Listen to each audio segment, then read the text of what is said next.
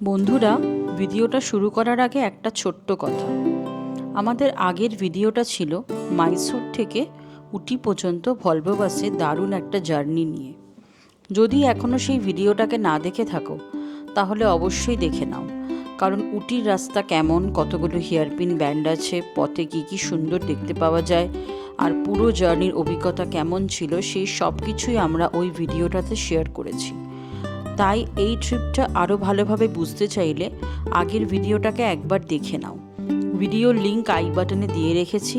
আর চলো এখন শুরু করা যাক আজকের নতুন ভ্রমণের গল্প।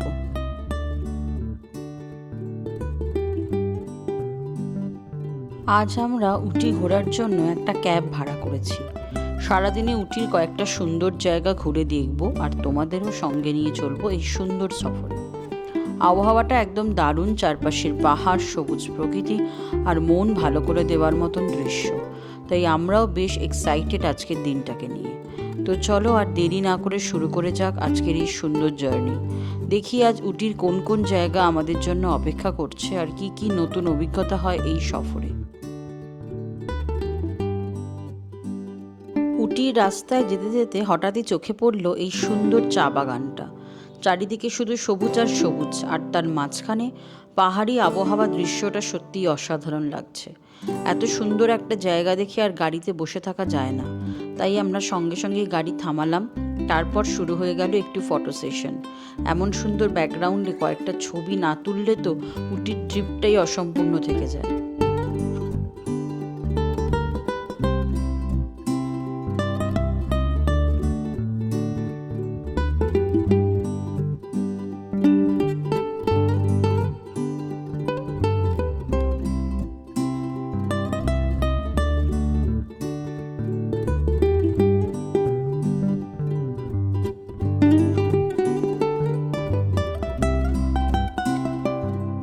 উটির এই রাস্তা দিয়ে যেতে যেতে মনে হচ্ছে যেন আমরা কোনো জঙ্গলের ভেতর দিয়ে এগিয়ে চলেছি। দেখতেই পাচ্ছ রাস্তার দুপাশে সারি সারি উঁচু গাছ মাথা তুলে দাঁড়িয়ে, এতটাই উঁচু যে গাছগুলোর মাথা প্রায় আকাশ ছুঁয়ে ফেলেছে। চারপাশে শুধু সবুজ আর প্রকৃতির নিস্তব্ধতা। রাস্তার উপর বিশেষ কোনো ভিড়ও নেই।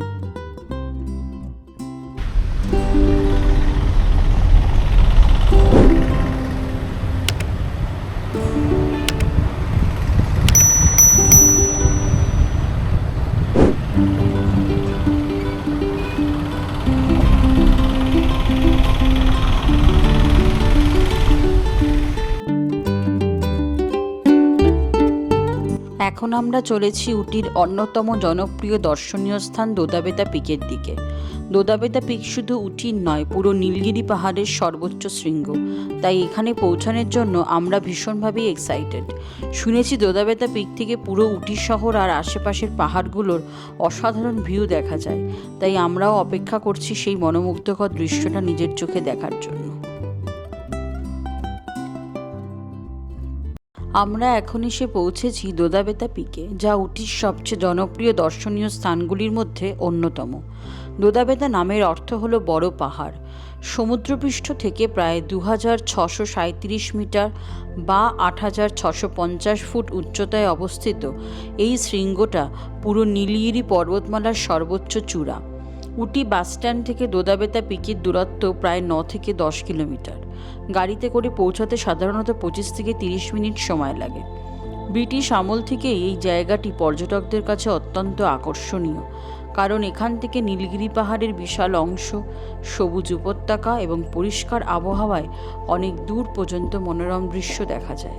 প্রতিদিন হাজার হাজার পর্যটক আসেন এখানে মূলত অসাধারণ প্যানোরামিক ভিউ উপভোগ করার জন্য।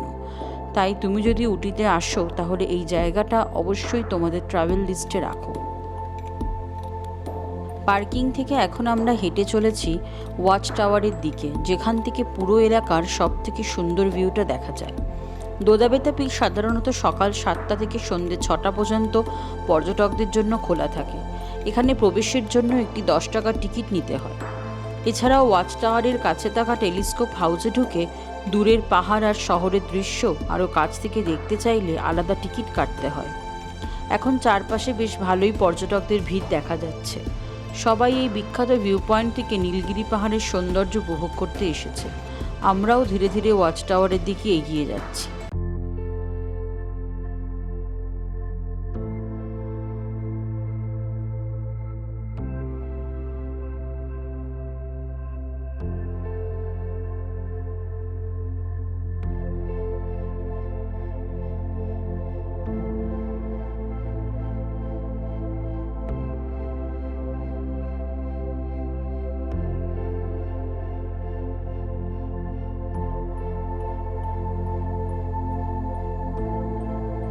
অক্টোগোনাল বা অষ্টভুজ আকৃতির এই টেলিস্কোপ হাউসটি এখানকার অন্যতম প্রধান আকর্ষণ। এখানে তামিলনাড়ু ট্যুরিজমের পক্ষ থেকে দুটি শক্তিশালী টেলিস্কোপ বসানো হয়েছে, যার মাধ্যমে দূরের পাহাড়, শহর আর উপত্যকাগুলো আরও স্পষ্টভাবে দেখা যায়। আবহাওয়া পরিষ্কার থাকলে এখান থেকে একদিকে পুরো উটি শহরকে দেখা যায় আর অন্যদিকে দেখা যায় কুন্নুর, মেট্টোপলিয়াম এবং দূরে মাইসোরের বিস্তীর্ণ অঞ্চল। সবথেকে মজার বিষয় হলো এই জায়গা থেকে চারিদিকে 360 ডিগ্রি প্যানোরামিক ভিউ পাওয়া যায়। যেদিকেই তাকাও শুধু পাহাড়, জঙ্গল আর প্রকৃতির অপরূপ সৌন্দর্য।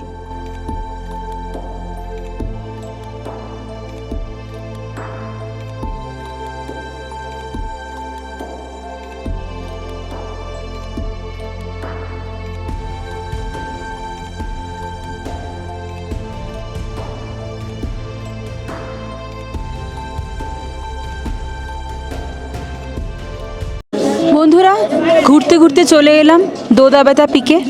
তো এটা হলো সাউথ ইন্ডিয়ার সেকেন্ড লার্জেস্ট পিক। খুব সুন্দর একটা এন্টায়ার প্লেস আছে। এই প্লেসটার মধ্যে খাওয়া দাওয়ার সুবিধা আছে। তো এখান থেকে স্ট্রেট গিয়ে সিঁড়ি দিয়ে উঠে ওই পিকটা দেখা যায়। পিকের এক সাইডে কুন্নুর ভিউ দেখতে পাওয়া যায় এবং একটা সাইডে উটি ভিউ দেখতে পাওয়া যায়। ভীষণ সুন্দর, এটা ফটোগ্রাফির জন্য ভীষণ ভালো একটা জায়গা। তো ওখান থেকে নেবে ভীষণ খিদে পেয়েছে, লাঞ্চ করা হয়নি আজকে। তো এখানে আমরা ম্যাগি অ্যান্ড অমলেট অর্ডার দিয়েছি, সেটা এখন আসতে টাইম লাগবে। বন্ধুরা, বসে ওয়েট করছি, খাবো, এখান থেকে খেয়ে দিয়ে বেরোবো। কারণ সাউথ ইন্ডিয়ান সেই ইডলি ধোসা খেতে খেতে মুখের টেস্ট একবারে চলে গেছে, আর ভালো লাগছে না। তো এখানে দেখলাম bread omelette and Maggi is available. তো আমরা ওটা খাবো বলে এখন ওয়েট করছি, বসে আছি। এই পুরো এন্টায়ার জায়গাটাতে খাওয়ার সুব্যবস্থা আছে এবং এখান থেকে একদম স্ট্রেট গিয়ে ওপরে হেঁটে উঠলে দেখতে পাওয়া যাবে দোদাবেতার পিকটা, যেটার সাইডে পড়বে কুন্নুর ভিউ, একটা সাইডে পড়বে উটি ভিউ।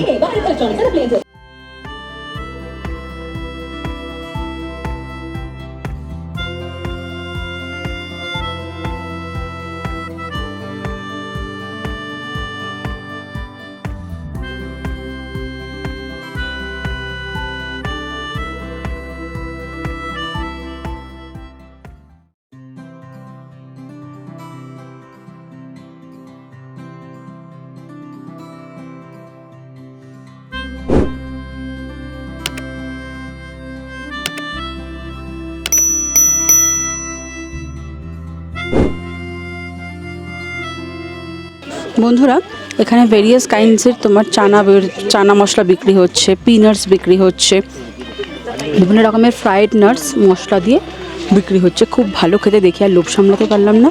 এই পাতাটা হচ্ছে 50 রুপিস, একটা নিয়ে টেস্টি করলাম। এর মধ্যে তোমার বাঁধাকপির পাতা, কাঁচা পেঁয়াজ, লঙ্কা, ধনেপাতা, টমেটো দিয়ে এটাকে মাখা হয়েছে। খেতে ভীষণ ডিলিশিয়াস, খুব টেস্টি, খুব ভালো লাগছে খেতে। একদম হট হট দিচ্ছে, সার্ভ করছে, খুব সুন্দর খেতে। তোমরা যখন দোদাবেতা পিক দেখতে আসবে, তোমরা কিন্তু এই খাবারটাকে একদম মিস করো না, হেভি লাগছে। দোদাবেতা পিক ঘোরা শেষ করে এখন আমরা চলেছি উটির আরেকটি জনপ্রিয় আকর্ষণ, টি অ্যান্ড চকলেট ফ্যাক্টরির দিকে। সত্যি বলতে উটিতে এসে যদি টি অ্যান্ড চকলেট ফ্যাক্টরি ভিজিট না করো, তাহলে ট্রিপটা যেন একটু অসম্পূর্ণই থেকে যায়।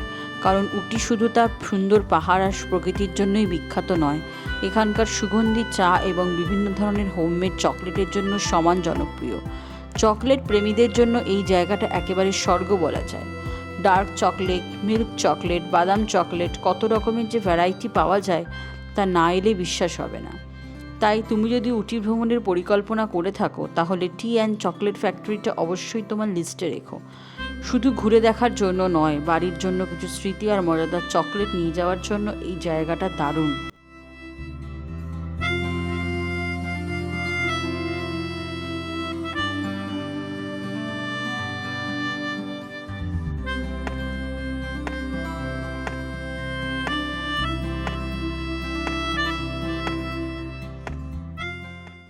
আমরা এখন এসে পৌঁছে গেছি উটির বিখ্যাত টি অ্যান্ড চকলেট ফ্যাক্টরিতে। এখানে প্রবেশের জন্য মাথাপিছু 20 টাকার এন্ট্রি টিকিট কাটতে হয়। টিকিট সংগ্রহ করার পর অবশেষে আমরা ভেতরে ঢুকে পড়লাম। সত্যি বলতে বাইরে থেকে জায়গাটা বেশ আকর্ষণীয় লাগছিল, আর এখন কৌতূহল হচ্ছে ভেতরে কি কি দেখার। শুনেছি এখানে চা তৈরির বিভিন্ন ধাপ সম্পর্কে জানা যায়। পাশাপাশি উটির বিখ্যাত হোমমেড চকলেটেরও বিশাল সংগ্রহ রয়েছে। চলো এবার ধীরে ধীরে ভেতরে ঘুরে দেখি এখানে কি কি রয়েছে, কিভাবে চা তৈরি হয়, আর সঙ্গে দেখে নেওয়া যাক উটির বিখ্যাত চকলেটের সম্ভার।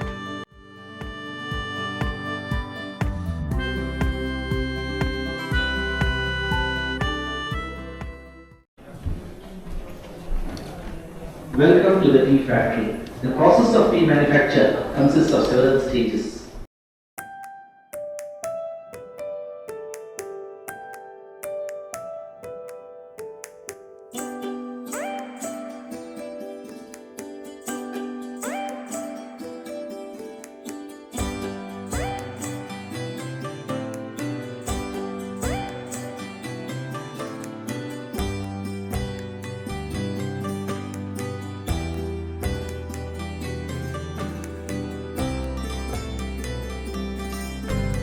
তোমাদের অনুরোধ করব এই অংশটা মন দিয়ে দেখো, কারণ আমরা ফ্যাক্টরির ভেতরের বেশ কিছু গুরুত্বপূর্ণ অংশ ক্যামেরাবন্দি করার চেষ্টা করেছি।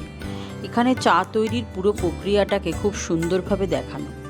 চা পাতা সংগ্রহ করার পর কিভাবে শুকানো হয়, প্রসেসিং করা হয়, গ্রেডিং করা হয় এবং শেষ পর্যন্ত প্যাকেটবন্দি করা হয়, সেই সব কিছু সম্পর্কেই এখানে বিস্তারিত ধারণা পাওয়া যায়। এছাড়াও বিভিন্ন ধরনের চায়ের নমুনাও এখানে প্রদর্শন করা হয়েছে, যেমন ব্ল্যাক টি, গ্রিন টি, মশলা টি, এলাচ টি, চকলেট টি এবং আরও অনেক ধরনের ফ্লেভার টি। প্রতিটি চায়ের নিজস্ব স্বাদ এবং সুগন্ধ রয়েছে। শুধু তাই নয়, এখানে চা তৈরির জন্য ব্যবহৃত মেশিনগুলো বিভিন্ন রকম, যেগুলোর মাধ্যমে প্রতিদিন বিপুল পরিমাণ চা প্রক্রিয়া করা হয়। তো চলো এবার দেখে নেওয়া যাক টি ফ্যাক্টরির ভেতরে সেই সব আকর্ষণীয় অংশগুলো।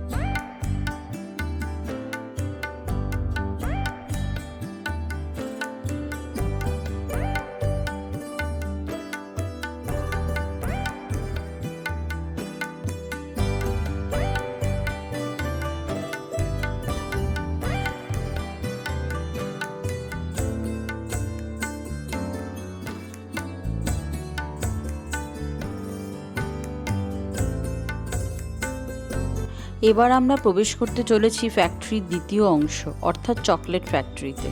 এখানে মূলত আউটলেট রয়েছে যেখানে উটির বিখ্যাত হোমমেড চকলেট বিক্রি করা হয়। এখানে ডার্ক চকলেট, মিল্ক চকলেট, বাদাম chocolate, fruit and nut chocolate সহ আরও অনেক ধরনের ভ্যারাইটি পাওয়া যায়। চকলেটের সুগন্ধ পুরো জায়গাটাই যেন আকর্ষণীয় হয়ে উঠেছে। যদি কোনো চকলেট তোমার ভালো লাগে তাহলে নিজের জন্য কিনে নিতে পারো, আর বাড়ির জন্য বা বন্ধুবান্ধব আত্মীয় স্বজনদের উপহার দেওয়ার জন্য এগুলো দারুণ একটা অপশন। অনেকেই উটি থেকে স্মৃতিচিহ্ন হিসাবে এই হোমমেড চকলেট নিয়ে যায়, তাই তুমি যদি উটি ভ্রমণে আসো তাহলে এই চকলেট সেকশনটা একবার অবশ্যই ঘুরে দেখো। তো চলো এবার দেখে নেওয়া যাক কী ধরনের চকলেট আর কী কী চকলেট এখানে পাওয়া যাচ্ছে।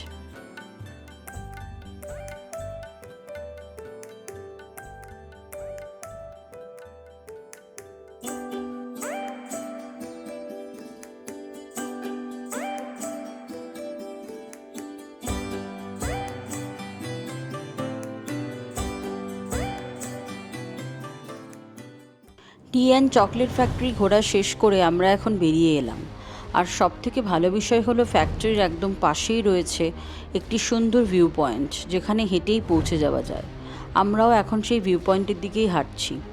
শুনেছি এই ভিউ পয়েন্ট থেকে উঠি অসাধারণ একটা প্যানোরামিক ভিউ দেখা যায়।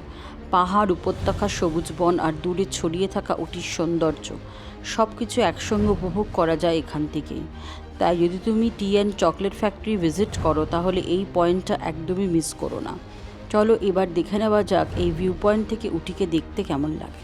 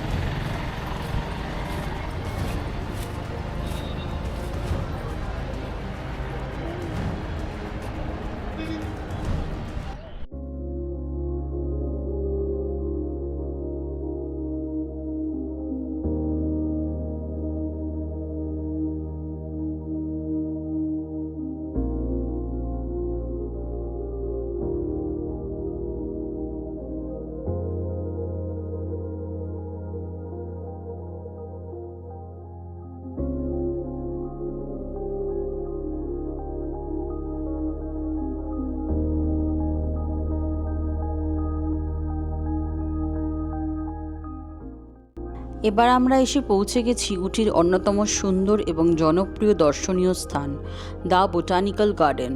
সত্যি বলতে উটিতে বেড়াতে এসে এই জায়গাটা না দেখলে ট্রিপটা যেন সম্পূর্ণ হয় না। প্রকৃতিপ্রেমীদের জন্য এই জায়গাটা একেবারে স্বর্গ।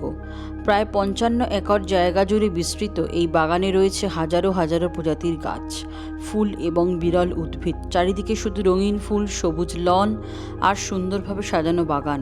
আমরাও এখন ধীরে ধীরে বাগানের ভেতরে প্রবেশ করেছি এবং চেষ্টা করব তোমাদের এই সুন্দর জায়গার প্রত্যেকটা কোণ যতটা সম্ভব দেখানোর।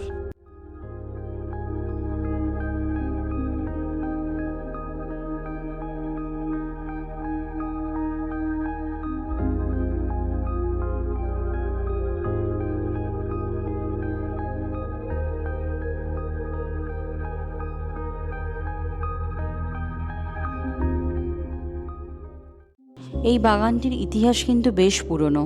1848 সালের ব্রিটিশদের সময় এটি তৈরি করা হয়েছিল। এখানে প্রবেশের জন্য প্রাপ্তবয়স্কদের টিকিটের মূল্য 50 টাকা এবং শিশুদের জন্য 30 টাকা। বোটানিক্যাল গার্ডেন প্রত্যেক দিন সকাল 7টা থেকে সন্ধ্যে 6:30 পর্যন্ত খোলা থাকে। সবচেয়ে ভালো বিষয় হলো সপ্তাহের 7 দিনই এটি খোলা থাকে। অর্থাৎ এখানে কোনো সাপ্তাহিক বন্ধের দিন নেই। আমাদের ব্যক্তিগতভাবে পরামর্শ, যদি সম্ভব হয় তাহলে দিনের শেষের দিকে অর্থাৎ বিকেল 3টে থেকে 5টার মধ্যে এখানে আসার চেষ্টা করো, কারণ এই সময় আবহাওয়া তুলনামূলকভাবে অনেক বেশি মনোরম। রোদের তীব্রতা একদমই কমে যায়, পুরো বাগানটা আরও সুন্দরভাবে দেখা যায়। আর ফটোগ্রাফি বা ভিডিওগ্রাফির জন্য এই সময়টা দারুণ। নরম আলো, সবুজ লন আর রঙিন ফুল সব মিলিয়ে অসাধারণ কিছু ছবি এবং ভিডিও ক্যাপচার করা যায়।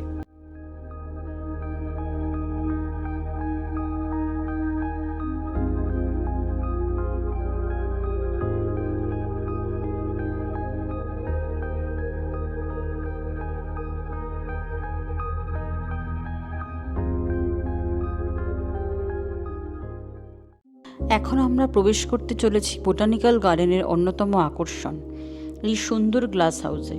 ভেতরে ঢুকেই চারপাশে রঙিন ফুল আর সুন্দরভাবে সাজানো গাছপালা চোখে পড়ছে। সত্যি বলতে জায়গাটা দেখতে বেশ সুন্দর এবং ফটোজেনিক, আর এখানকার পরিবেশ দেখে বোঝাই যায় সবাই কতটা উপভোগ করছে। কেউ সেলফি তুলছে, কেউ পরিবারের সঙ্গে ছবি তুলছে, আবার কেউ সুন্দর সুন্দর ভিডিও বানাচ্ছে। সবথেকে ভালো লাগার বিষয় হলো এখানে বয়স সত্যিই কোনো ম্যাটার নয়। ছোট ছোট বাচ্চা থেকে শুরু করে বয়স্ক মানুষ পর্যন্ত সবাই নিজের মতো করে এই জায়গার সৌন্দর্যকে উপভোগ করছে। আর তুমি যদি ফটোগ্রাফি ভালোবাসো তাহলে এই গ্লাস হাউস তোমার জন্য একটা পারফেক্ট স্পট। চারপাশের ফুল, কাচের নকশা আর প্রাকৃতিক আলো মিলে ছবিগুলো দারুণ আসে। তাই এখানে এলে সুন্দর সুন্দর ছবি আর সেলফি তুলতে একদম ভুলো না। তো চলো আমরাও একটু সুন্দর পরিবেশটা উপভোগ করি আর কিছু সুন্দর মুহূর্ত ক্যামেরাবন্দি করে নিই।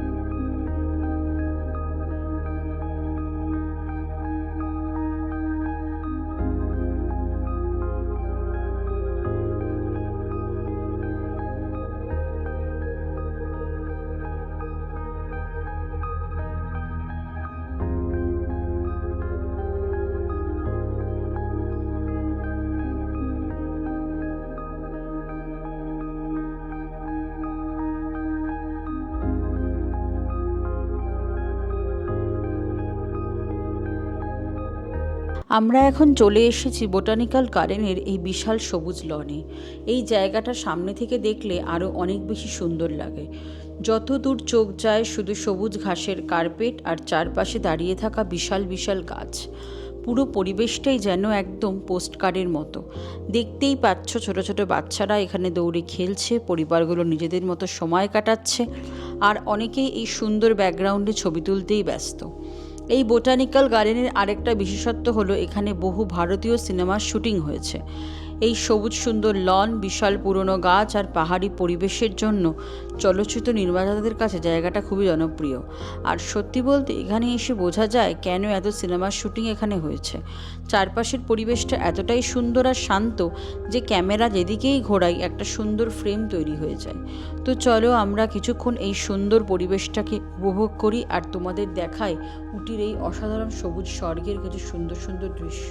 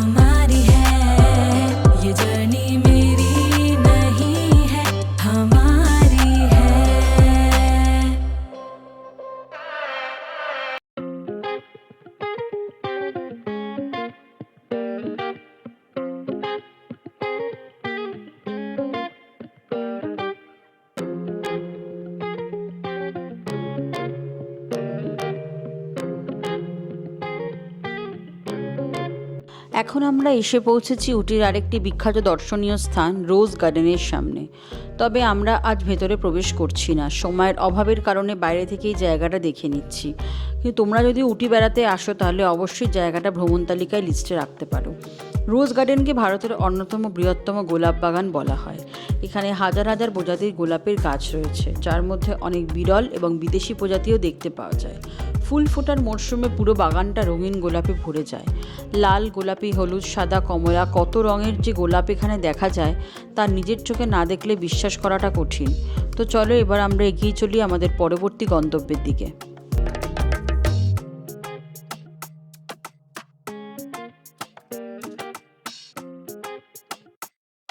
আজকের দিনের শেষ গন্তব্য হিসাবে আমরা এসে পৌঁছেছি উটির সুন্দর সেন্ট থমাস চার্চে। চার্চটা বাইরে থেকে দেখতেই বেশ সুন্দর লাগছে। চারপাশে শান্ত পরিবেশ, পুরনো স্থাপত্য আর পাহাড়ি আবহাওয়া মিলিয়ে জায়গাটার একটা আলাদাই আকর্ষণ। আমরা যখন এখানে পৌঁছালাম তখন চার্চের ভিতরে প্রার্থনা চলছিল, তাই ভেতরে প্রবেশ না করে বাইরে থেকেই জায়গাটা ঘুরে দেখার সিদ্ধান্ত নিলাম। যদি তোমরা উটিতে আসো এবং একটু শান্ত নিরিবিলি পরিবেশ পছন্দ করো তাহলে সেন্ট থমাস চার্চটা তোমাদের ভ্রমণ লিস্টে রাখতে পারো। আর এই সুন্দর চার্চ দর্শনের মধ্য দিয়ে শেষ হচ্ছে আজকে আমাদের উটি ভ্রমণের দিন। এখন সময় হোটেলে গিয়ে ফিরে কিছুটা বিশ্রাম নেওয়ার।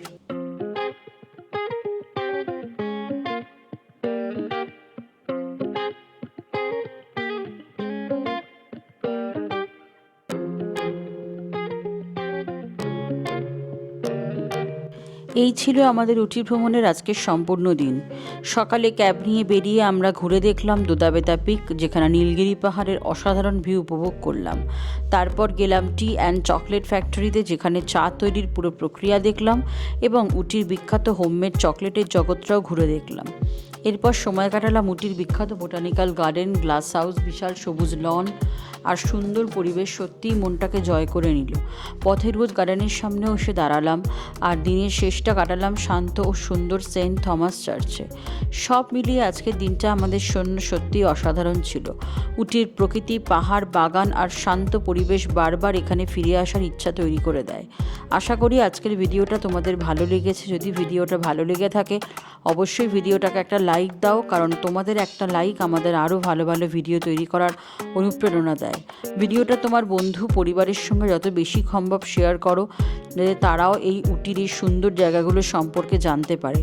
যদি এখনও আমাদের চ্যানেলটাকে সাবস্ক্রাইব না করে থাকো তাহলে এখনই সাবস্ক্রাইব করে পাশে থাকা বেল আইকনটি প্রেস করে রাখো, যাতে আমাদের আগামী ট্রাভেল ভিডিওগুলোর নোটিফিকেশান সবার আগে পেয়ে যাও। আজকের মতো এখানেই বিদায় নিচ্ছি। খুব শীঘ্রই উটির আরও নতুন নতুন জায়গা নিয়ে আবার দেখা হবে পরের ভিডিওতে। ততক্ষণ পর্যন্ত ভালো থাকো, সুস্থ থাকো আর ঘুরে বেড়াও পৃথিবীর সমস্ত কোণায়।